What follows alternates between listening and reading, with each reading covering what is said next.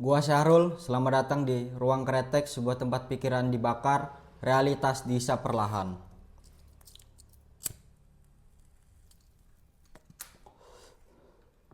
Kali ini gua mau ngajak kalian bercerita soal simbol peci dan sebuah hal yang mungkin selama ini kita lihat. Jadi mula-mula di setiap kali gua, bahkan mungkin kalian-kalian sekalian pun juga ikut merasakan hal yang sama.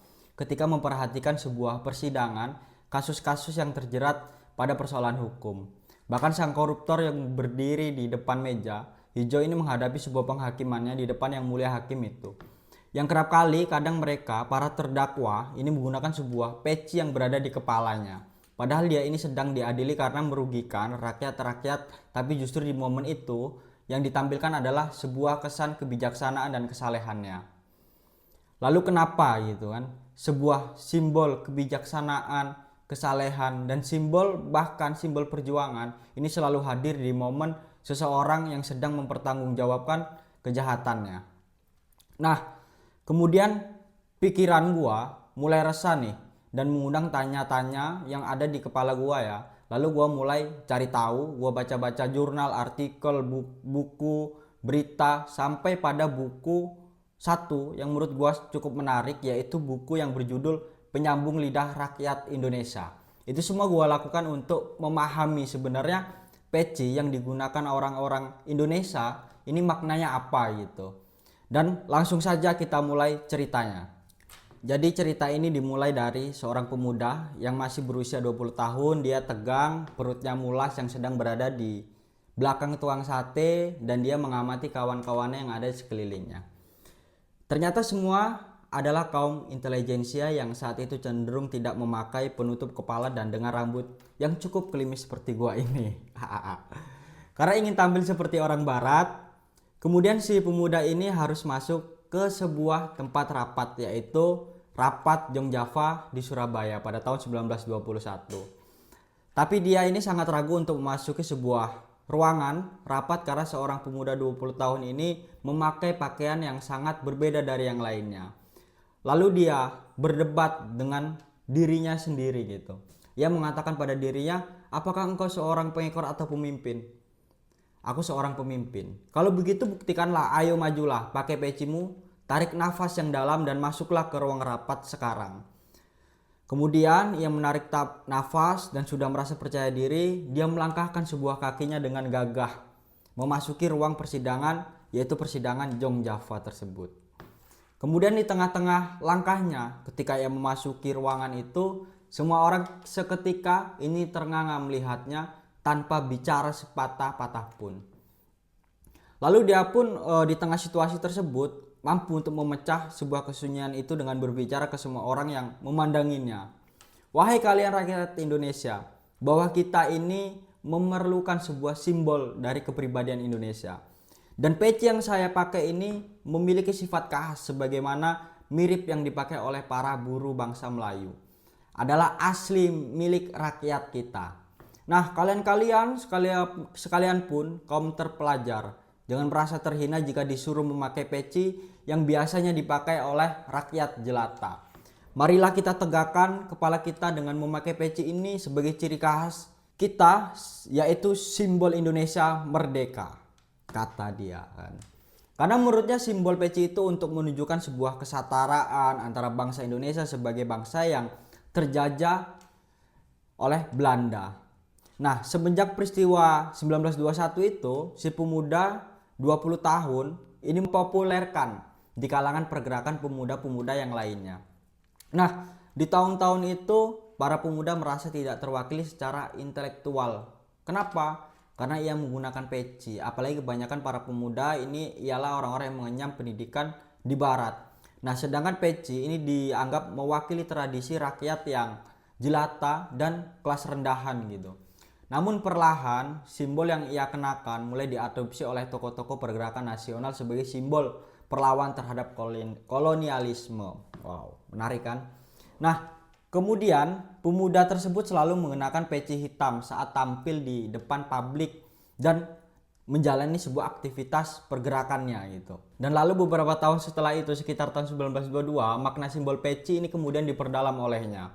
ketika suatu ilham politik yang kuat ini menerangi pikirannya saat bersepeda.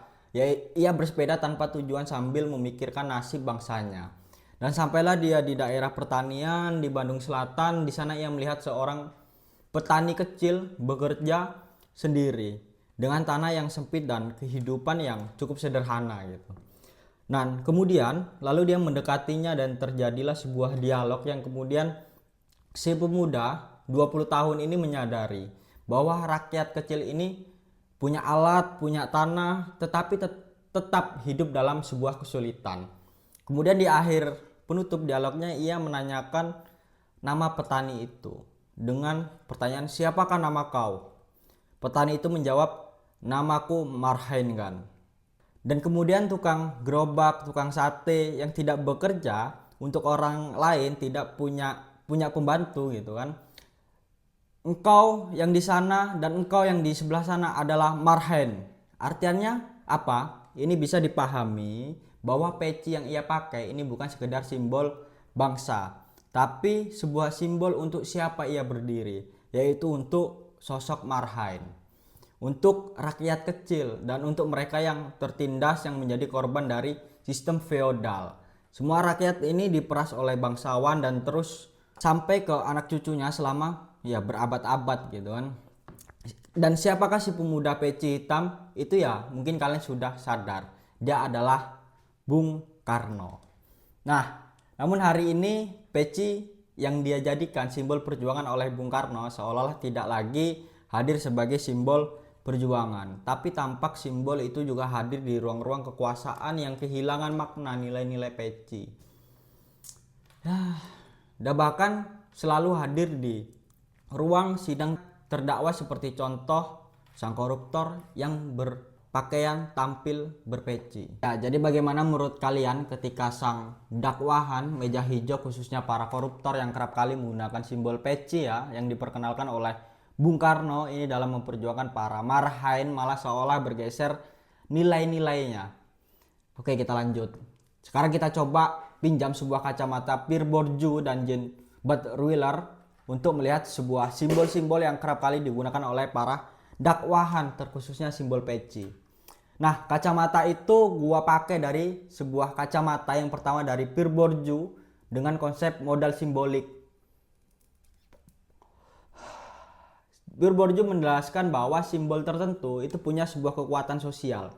Ia bisa memberi kehormatan, kepercayaan, bahkan sebuah legitimasi.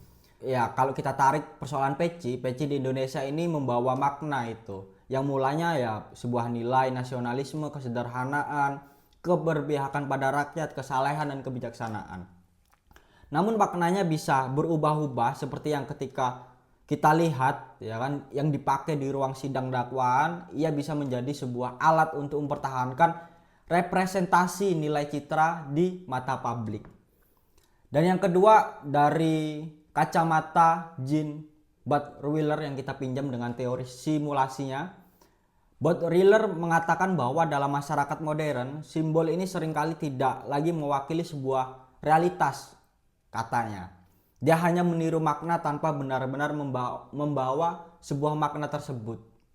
Dan pada akhirnya apa yang terjadi? Sebuah simbol peci bisa saja masih terlihat seperti simbol sebuah perjuangan, kesalehan dan kebijaksanaan, tapi sudah terlepas dari konteks aslinya. Yang tersisa hanya bentuk yang nilai-nilai simbol tersebut itu sudah luntur. Dan lalu apa persoalannya? Ya masalahnya memang bukan peci, nggak pernah salah sih. Tapi pada pergeseran makna simbol yang dulu digunakan untuk membela Marhain dan tanda sebuah kebijaksanaan.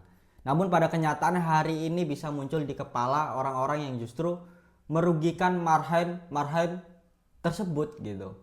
Ya sekian itu saja cerita dari Ruang Kretek ini, sampai berjumpa di Ruang Kretek selanjutnya.